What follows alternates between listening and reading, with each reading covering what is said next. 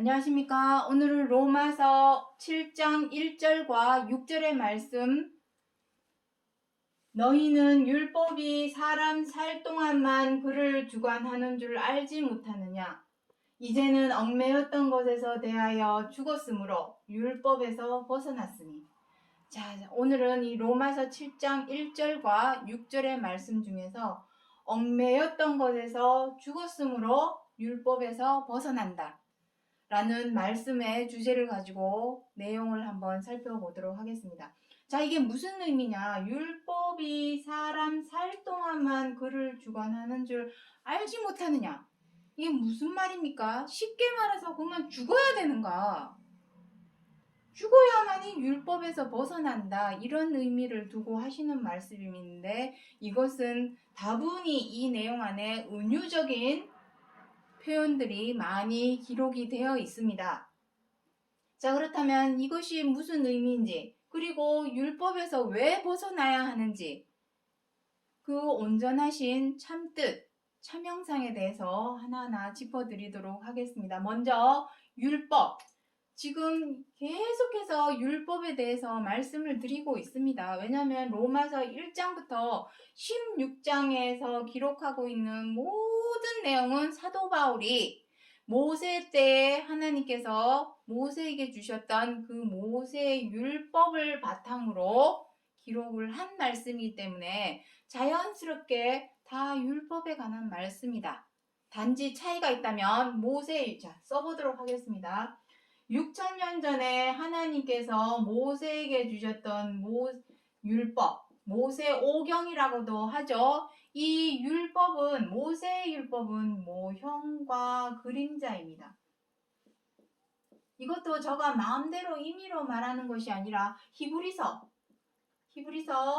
10장 1절에 그리고 8장 5절에 그리 기록을 하고 있습니다. 그런데 그 모세의 율법을 누가 와서 완성을 했냐면 그리스도입니다. 그래서 그리스도의 율법이라고 표현이 되어 있습니다. 성경에. 그리스도의 율법은 바로 모세 때의 그 모형과 그림자를 참형상, 실체를 드러내 주신 것이 바로 그리스도가 되겠습니다. 이 그리스도의 율법이라는 표현이 야고보서에 있는가 아마 딱 한 구절 그리스도의 율법이라고 표현이 되어 있습니다. 그 참형상 참 실체를 그리스도께서 드러내고 나타내 주셨다. 그리고 그것을 또 누가 이어받아서 그리스도께서는 돌아가시고 부활을 하셔서 지금 하나님 우편에 앉아 계십니다.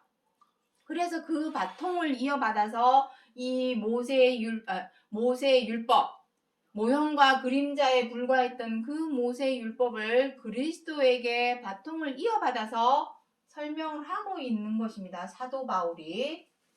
그리고 그 내용이 바로 로마서 전장 1장부터 16장까지 전장의 내용이 된다라는 것을 먼저 유념해 두시고, 자, 여기서 이게 무슨 말입니까? 율법이 사람 살 동안만 그를 주관하는 줄 알지 못하느냐. 이게 무슨 말이냐면은 먼저 율법이 무엇인가, 그것을 먼저 알아야 되겠죠. 왜 하나님께서 모세를 통해서 율법을 주었는가? 그것에 대해서 갈라디아서 3장 19절에 무엇이라고 되어 있냐면은 사람이 범법함을 인하여. 범법이 무엇입니까? 율법을 범하는 것. 다시 말해서 죄를 범하는 것을 말합니다. 죄를 범함으로, 죄를 지음으로 하나님께서 율법을 주셨다라고 갈라디아서 3장 19절에 그리 기록을 하고 있고, 또 로마서 3장 20절에는 무엇이라고 기록을 되어 있냐면 죄를 깨닫게 하시려고. 같은 말이죠. 엄밀히 뜯어보면 같은 말입니다. 자꾸만 죄를 지으니까 그것이 죄야 하고 죄라는 것을 알려주고 깨닫게 하시려고 율법을 주셨다. 깨닫게 하시려고. 율법을 주신 것입니다. 그런데 율법대로 행했습니까? 중요한 것은 그것입니다. 죄를 깨닫게 해서 이제는 죄를 짓지 않게 하려고 율법을 주셨는데, 문제는 성경 66권 어디를 들여다보아도 그 시대, 그 세대, 어느 세대를 막론하고 다 죄를 범하였다. 죄에게 종노릇하고 노예가 되어서, 죄에게 노예가 되어서 다 종노릇을 하고 있었다. 그것에 관해서 기록을 하고 있는 것이 사실은 구약 성경입니다. 쉽게 말해서 우리 조선시대에 양반집에 다 노비들이 있었습니다. 노예 생활을 하는, 양반이 시키는 대로 평생 모태 노비입니다. 다 노비로 살다가 그 사람이 노비에서 벗어나려면 방법은 뭐밖에 없습니까? 죽는 거 외에는 방법이 없었습니다. 옛날에는 신분제도가.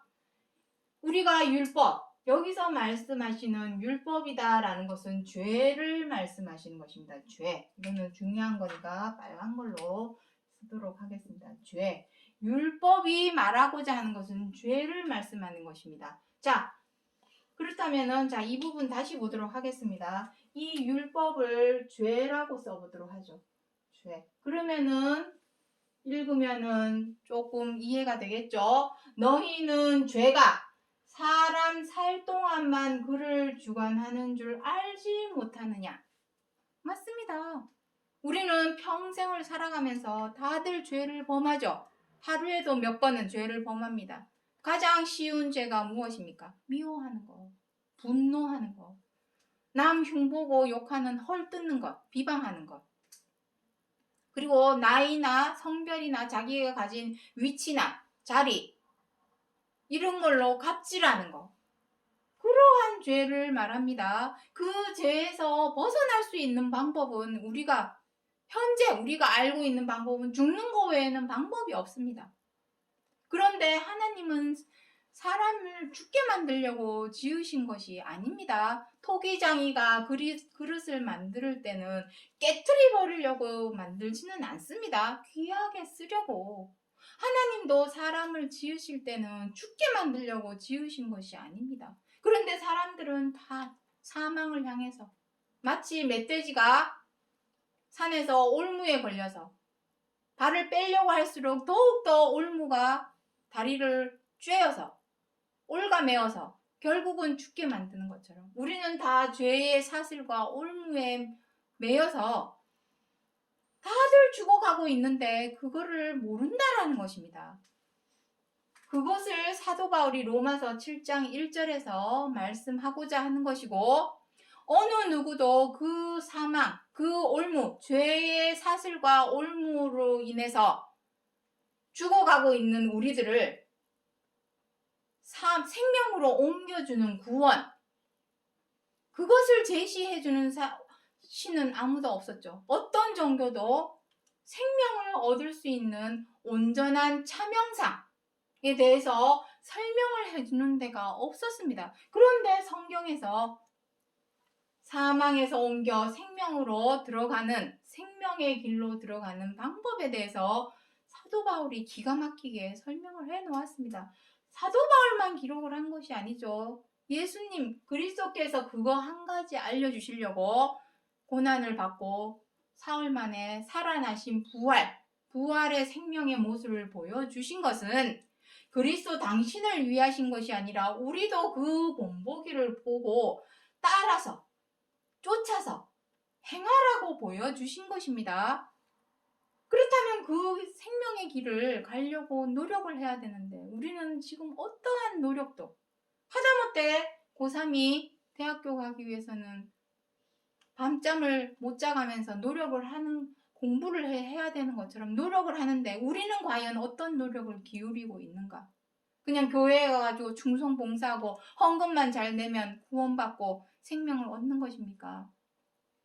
그것이 아닙니다. 하나만 알고 둘은 모르는 그러한 행동이 된다라는 것입니다. 우리가 알아야 할 정말 참 실체, 올무에서, 사슬에서, 죄의 사슬에서, 올무에서 죽어가고 있는 우리들이 살 수 있는 방법, 생명으로 들어갈 수 있는 방법에 대해서 사도 바울이 기록하신 내용을 이제 하나하나 살펴보도록 하겠습니다. 자, 출애굽기 13장 9절.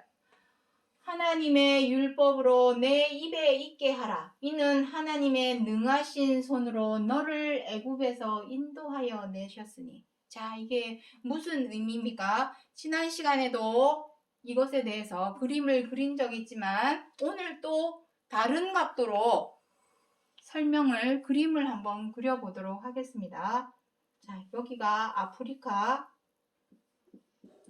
대륙. 여기가 애굽이 있죠. 애굽은 지금의 이집트입니다. 이집트를 애굽이라 하는 것입니다. 그리고 여기에 홍해가 있죠. 홍해를 건너면 무엇이 나오냐면 시나이 반도가 나옵니다. 시나이 반도. 그 시나이 반도를 지나야 지금의 아라비아 반도가 나옵니다. 여기 이라크가 있고 그 옆에 이란이 있고 다 지도에 나오죠. 여기 요단강 줄기 따라서 사해가 있고 요단강이 있고 사해가 여기 있고 여기에 이스라엘이 있습니다. 이스라엘. 그리고 여기 이 가자지구라고 하는 팔레스타인, 오늘날의 성경에서 말씀하시는 가나안 땅이 이것입니다. 여기가 바로 가나안 땅이 되겠습니다. 이스라엘 백성들을 모세가 애굽에서 데리고 나왔죠. 출애굽. 애굽에서 탈출을 했습니다. 탈출. 애굽에서 탈출을 합니다. 그러면 탈출하기 전까지는 어느 법 아래 있었습니까? 애굽의 법 아래, 이집트의 법 아래 있었습니다. 이집트의 법 아래. 그런데 탈출을 하면은 더 이상 애굽의 법을 받을 수 있을까요? 방법은 두 개입니다. 멧돼지가 올무에 걸려서, 사슬에 걸려서 살아날 수 있는 방법은 딱 하나밖에 없습니다. 탈출해야 되죠. 올무에서 벗어나서. 근데 탈출할 수 있습니까? 벗어나려고 하면 할수록 덫은 더 올가맵니다. 피가 철철철 흐르도록, 뼈가 드러나도록 더 올가맵니다. 그런데 하나님께서는 탈출하는 방법을 알려주셨습니다. 거기서 죽게 내버려 두신 것이 아니라 그 사슬에서 벗어날 수 있도록, 종노릇 하던 곳에서 벗어날 수 있도록 탈출을 했습니다. 그런데 탈출해서 가야 할 곳이 가나안인데, 왜냐하면 하나님께서 영원한 약속을 아브라함과 창세기 17장에서 합니다. 내가 너와 너희 자손과 너희 대대 후손에게 가나안 땅에서 복을 내리겠다. 이는 영원한 언약이다 했습니다. 그 복은 무엇입니까? 바로 생명과 안식과 편안한 쉼. 고달프고 슬프고 외롭고 아프고 이러한 쉼 얘기하는 것이 아닙니다. 그러한 쉼은 쉼도 아니죠. 수고와 슬픔뿐인 쉼은 쉼이 아닙니다. 그러한 쉼을 말하는 것이 아닙니다. 그러한 생명과 안식과 구원을 주시는 이 가나안 땅, 이것이 사실은 목적입니다. 여기까지 가는 게. 그런데 왜 홍해를 건너면 이집트를 탈출만 하면 가나안이 나오면 좋겠는데 왜 시나이 반도가 광야, 집도 절도 나무도 물도 그늘도 없는 이 시나이 반도, 사막 한가운데로 이스라엘 백성들을 왜 끌고 나왔을까요? 하나님 법 아래, 일단은 어쨌든 이집트 법 아래에서 나왔습니다. 탈출을 했으니 이제는 누구의 법 아래 있는 것입니까? 하나님의 법 아래 있게 되는 것입니다. 그 법이 바로 시내산에서 모세에게 주신 율법이 되겠습니다. 그 율법. 그런데 왜 바로 가나안으로 들어가게끔 하신 것이 아니라 왜 40년 동안이나 광야에서 헤매게 만들었느냐? 그것은 하나님이 원하신 것이 아닙니다. 사실 일주일 거리입니다. 애굽에서 가나안까지 가는 거리는 일주일이면 도착합니다. 아브라함도 하나님의 갈대아 우르, 아브라함의 고향을 떠나서 가나안으로 가라 했을 때 도착했죠. 가나안에 아브라함은 도착을 했습니다. 그런데 이스라엘 백성들은 오히려 갈대아 우르보다 더 가까운 거리임에도 불구하고 왜 40년을 광야에서 헤맬 수밖에 없었느냐. 그 이유에 대해서 신명기 8장 2절에 나옵니다. 자, 신명기 8장 2절. 하나님께서 너로 광야의 길을 걷게 하신 것은 너를 낮추시며 네 마음이 그 명령을 지키는지 안 지키는지 알려 하심이라. 이것입니다. 430년간 이집트 애굽 아래서 종노릇을 하면서 살았습니다. 그런데 그 종노릇을 하던 그 DNA 유전인자가 몸과 마음에 콕 박혀가지고 광야에 벗어났는데도 그 종노릇 하던 습관, 버릇을 버리지 못하고 불평불만하고 그리고 원망을 하고 하나님을 원망을 하고 가진 각종 기적과 이적을 표적을 보여주시고 만나도 내려주시고 낮에는 구름 기둥으로 밤에는 불 기둥으로 이스라엘 백성들을 보호해줬음에도 불구하고 그들은 계속하여 불평하고 원망했습니다. 시편 78편 전장을 한번 읽어보시기 바랍니다. 다 나옵니다. 결국은 무엇을 의미하는 것입니까? 여기 나오죠. 네 마음이 하나님께서 그들의 마음을 낮추시려고 네 마음이 하나님의 명령을 지키는지 안 지키는지 알려 하심이라. 그 명령은 무엇입니까? 하나님께서 모세를 통해 주신 율법 안에서 주신 명령은 계명을 의미합니다. 바로 이 10계명. 이 계명을 지키는지 안 지키는지 알기 위해서 지켜 행하였다면 가나안에 들어갔겠죠. 그런데 이스라엘 백성들은 다 광야에서 죽었습니다. 모세조차도 가나안에 들어가지 못하고 다 죽었습니다. 씨만 남겨주셨죠. 여호수아와 몇 명, 노아와 몇 명 하는 것처럼 씨만 남겨주셨습니다. 그것은 우리에게 어떤 것을 시사하는 것이 있냐면 우리도 노력하면 여호수아처럼 가나안에 들어갈 수 있겠구나 하는 희망, 소망, 믿음에 대한 소망을 남겨주시려고 구루터기와 같은 씨만 조금 남겨주신 것이었던 것입니다. 이것도 제가 하는 말이 아니라 다 성경에 기록이 되어 있습니다. 히브리서 4장 8절부터 11절에 여호수아가 저희에게 안식을 주었다면 그 후에 다른 날을 말씀하지 않았으리라. 그런즉 안식할 때가 하나님의 백성에게 남아있으므로 우리가 저 안식에 들어가기를 힘쓸지니 이것입니다. 그 안식을 주고자 했던 것은 그때 그 시대가 아니라는 것입니다. 그것은 모형과 그림자. 좀 전에도 말씀드렸죠. 하나님께서 모세를 통하여 주셨던 그 율법은 모형과 그림자다. 참 형상, 참 실체는 언제 알게 된다? 그리스도께서 오셔서 우리에게 그리스도께서 두 번째 다시 오신다는 약속이 남아 있습니다. 그런데 그리스도가 오셨는지 안 오셨는지 내가 무슨 수로 알 수가 있을까요? 무엇으로 알 수 있을까요? 참 형상, 참 실체를 알려주게 된다면 이제는 그리스도가 오실 때가 되었구나. 시대를 분별하라. 누가복음 12장 하단에 보면은 나옵니다. 끝부분에 보면은 나옵니다. 너희가 기상에 하늘에 일어나는 일들은 다 분별하면서 어찌 시대는 분별하지 못하느냐 라고 기록을 해 놓았습니다. 우리는 시대를 분별해야 합니다. 왜냐? 남아있기 때문에 우리에게 어떤 약속, 여기 나오죠. 하나님의 백성에게 남아있도다. 안식할 때가. 이것이 남아있기 때문에 과연 지금이 그리스도께서 두 번째 다시 오시는 이유가 무엇입니까? 안식할 일이 남아있기 때문에 2000년 전에 오셨던 그리스도는 보여주고만 가셨죠. 본과 자치를 보여주고만 가셨습니다. 십자가의 고난을 통하여 죽으면 3일 부활을 한다. 부활의 생명을 얻는다. 그리고 하나님 우편에 앉게 된다. 보여주고만 가셨습니다.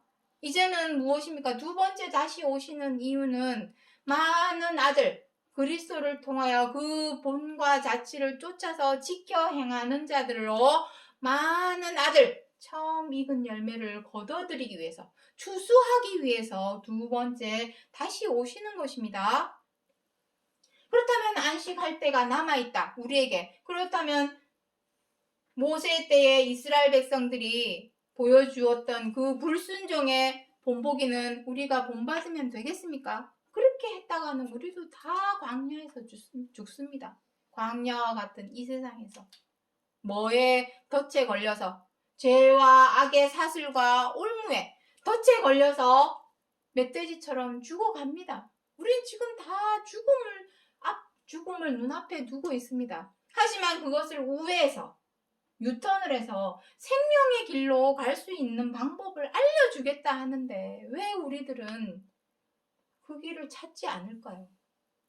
말로는, 입으로는, 혀로는 믿습니다, 주여 주여 하면서도 왜 구원의 길, 생명의 길을 찾으려고 하지 않느냐 하는 것입니다.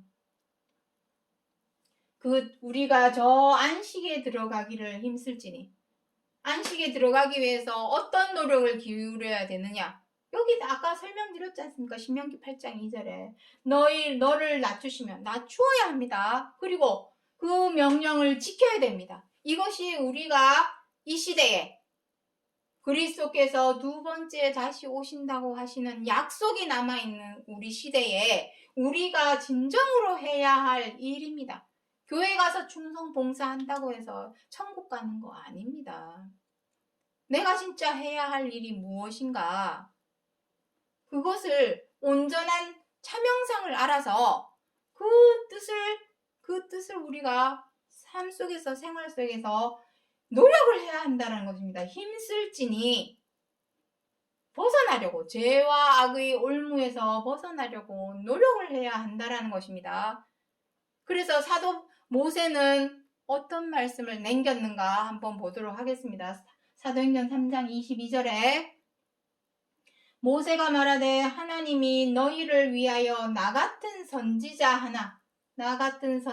하나를 세울 것이니 누구든지 그 선지자의 말을 듣지 아니하는 자는 멸망을 받으리라. 이것입니다. 그렇다면 모세는 모세와 같은 선지자, 나 같은 선지자는 누구를 의미하겠습니까? 이건 그리스도죠. 누가 뭐라 해도 그리스도입니다. 그 그리스도가 100년 후에, 200년 후에 오신 것이 아니죠. 모세 이후로 2000년이나 흐른 뒤에 그리스도가 나타났으니 사람들은 이 말씀의 뜻을 잊어버리고도 남죠. 왜냐? 사람은 딱 100년밖에 못 삽니다. 한 세대 가고 또 한 세대 오고, 한 세대 가고 한 세대 오고 이러면서 이 하나님의 약속은 희미해지고, 사람들의 뇌리에서 희미해지고, 또 감각조차도 무뎌지고 무감각해지고, 이렇게 돼서 에이, 오겠어? 2000년입니다. 2000년 동안 사람들이 나고 죽고 한 세대가 가고 한 세대가 오고 하면서 이거 과연 이루어지겠어? 이 약속이 이루어지겠어? 무감각해지고 그 믿음이 절실해지는 믿음이 안 되는 것입니다. 하지만 진짜 왔습니다. 그리고 또 2000년이 흘렀습니다. 지금 그리스도께서 두 번째 다시 오신다는 약속, 그 약속이 있은 후로 2000년이 또 흘렀습니다. 지금 그리스도께서 두 번째 다시 오신다 하실 때 어떻게 해야 되는가? 누구든지 그 선지자의 말을 듣지 아니하는 자는 무엇이랍니까? 멸망받으리라. 그 선지자가 어떠한 말을 했습니까? 그리스도께서 사복음서를 통해서, 또 그리스도의 계시를 받아서 바울 서신서를 기록하였던 사도 바울은 과연 어떤 말씀들을 전하였는가? 말씀의 골자, 궁극적인 골자는 무엇인가? 그것을 알아야 되겠죠. 그 선지자의 말이 과연 무엇입니까? 이 말씀. 여기 나옵니다. 사도행전 26장 23절에 그리스도가 고난 받으실 것, 이것이 첫 번째입니다. 첫 번째. 그리고 죽은 자 가운데서 다시 살아나는 것, 이것이 두 번째입니다. 이 말씀을 전하기 위해서 시대마다 고난을 받는 사람이 있었죠.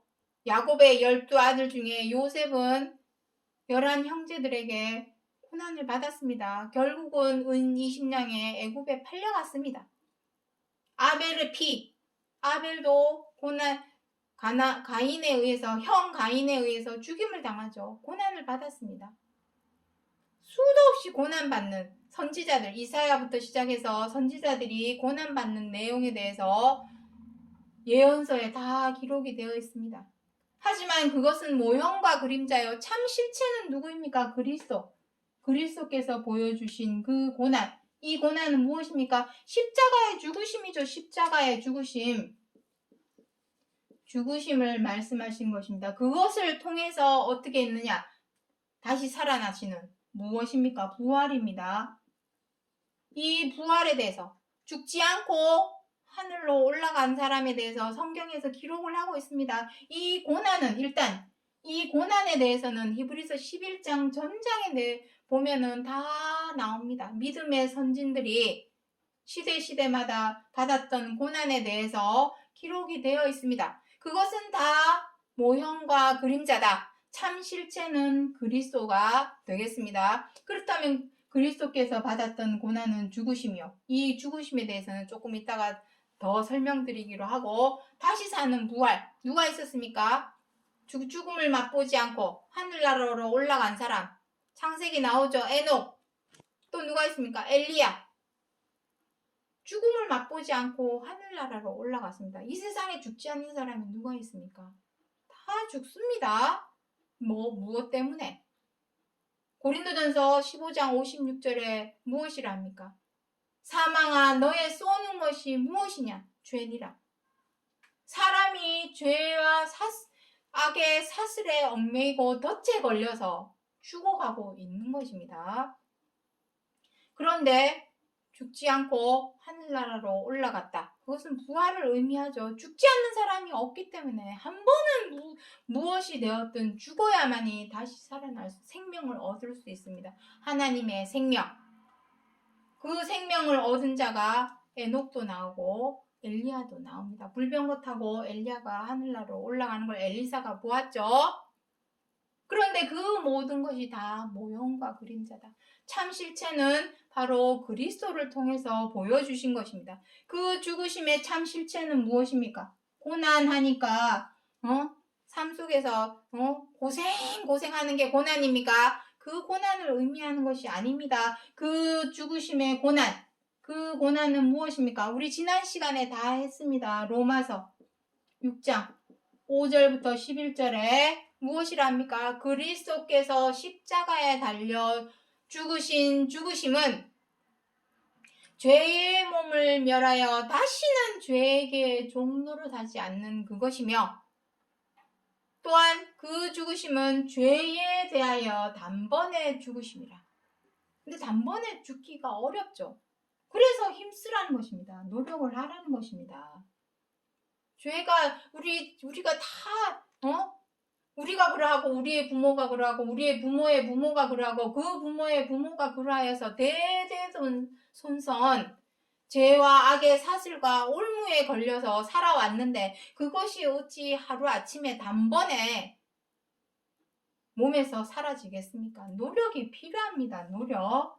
그 노력을 십자가의 고난이다 라고 말씀을 하시는 것입니다. 그러한 노력이 없이는 절대로 사망에서 생명으로 옮겨갈 수가 없다. 부활이 바로 구원입니다. 구원을 얻을 수가 없다. 그래서 그리스도께서 2000년 전에 전하고 알리고 가르치기만 하신 것이 아니라 몸소 실천해서 보여주신 것입니다. 참 실체. 그 고난의 참 실체.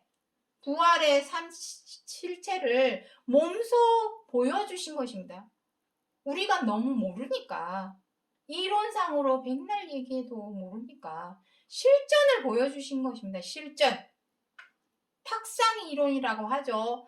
백날 첫날 이론상으로는 이해가 될 듯 말 듯 합니다. 하지만 한번 보여주면 그게 그거구나.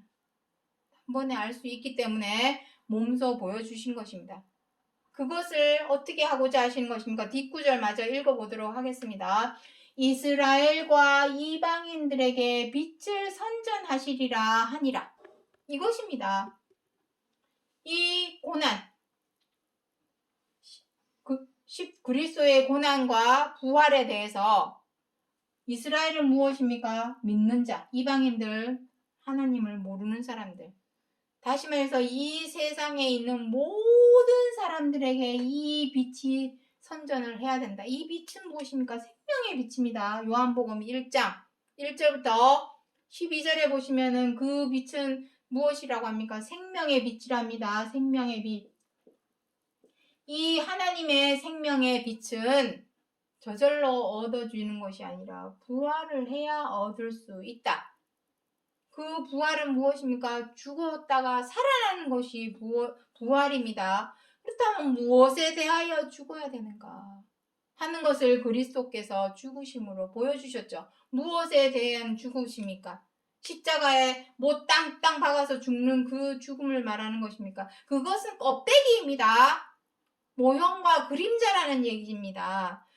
영화와 같은, 드라마와 같은 내용을 사복음서에서 기록되어서 그 내용에 매료되어서 죽어가는, 모세 피 철철 흘리면서 죽어가는 그 예수님의 모습에 매료되어서 다들 참 실체에 대해서는 알지를 못하고 그것을 돌아가셨어 슬퍼하기만 하고 그러한 예수님을 믿습니다. 그것이 아닙니다. 그 참 실체가 무엇이냐? 죄에 대하여 단번에 죽어야 된다. 그래야만이 죽은 자 가운데서 다시 살아날 수 있다. 그것을 그리스도께서 몸소 보여주신 것은 이 생명의 빛을 선전하기 위해서 이렇게 해야 하나님께 있는 생명으로 들어갈 수 있다. 우리가 얽매여 있던 다시 오늘 본문의 말씀 마지막으로 설명을 드리도록 하겠습니다. 너희는 율법이 사람 살 동안만 그를 주관하는 줄 알지 못하느냐. 율법. 하나님께서 모세를 통하여 율법을 주신 이유가 무엇이라 했습니까? 갈라디아서 3장 19절에 사람이 자꾸만 죄를 범하기 때문에 하나님의 계명을 지키는지 안 지키는지 알려 하심이라. 하나님의 계명을 지켜 행하기 위해서는 반드시 낮추어야 됩니다. 자기 자신을. 나보다 남을 낮게 여기는 마음이 바로 낮추는 것입니다. 그런데 우리는 다 어떻게 합니까? 다 다른 사람을 내 아래, 눈 아래 두고 좌지우지 칼자루 휘둘러 가면서 내 뜻대로 내 마음대로 하고 싶어 하죠. 그런 마음으로는 절대로 하나님의 명령, 계명을 지켜 행할 수가 없습니다. 버려야 됩니다. 왜냐? 마음이 높아가지고 있으면 내 뜻대로 안 되면 어떻게 합니까? 이게 그냥 콱! 마음에 안 들면 어떻게 합니까? 이게 그냥 콱! 엉덩이 차고 쥐어박고 행동으로만 쥐어박습니까? 말로도 사람 쥐어박죠? 그러한 죄를 범하고 그 죄의 사슬과 올무에서 절대로 못 벗어납니다. 그 사슬과 올무에 묶여 있어서는 죽죠. 멧돼지처럼. 계속 쪼여오니까 그 덫이 계속 벗어나려고 하면 할수록 더 쬐여서 죽게 만들지 않습니까? 우리가 다 알고 있는 그것처럼 그러한 사망의 길에서 생명으로 옮길 수 있는 방법, 그거 하나 알려주시기 위해서 수많은 믿음의 선진들을 구약 성경에서 보여주신 것이고, 그것은 모형과 그림자에 불과하고 참 실체를 보여주신 것은 예수 그리스도시다.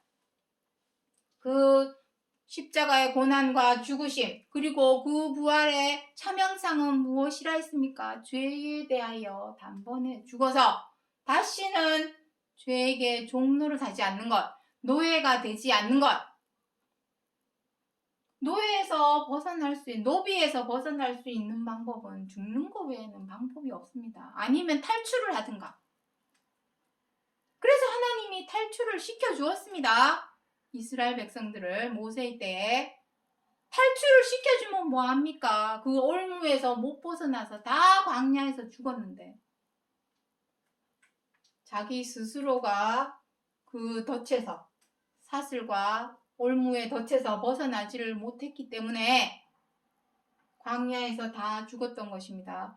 다시는 이제는 그렇게 죽게 내버려 두지 않기 위해서 그리스도를 통하여 생명으로 들어가는 방법, 구원을 얻을 수 있는 방법을 알려주신 것이요.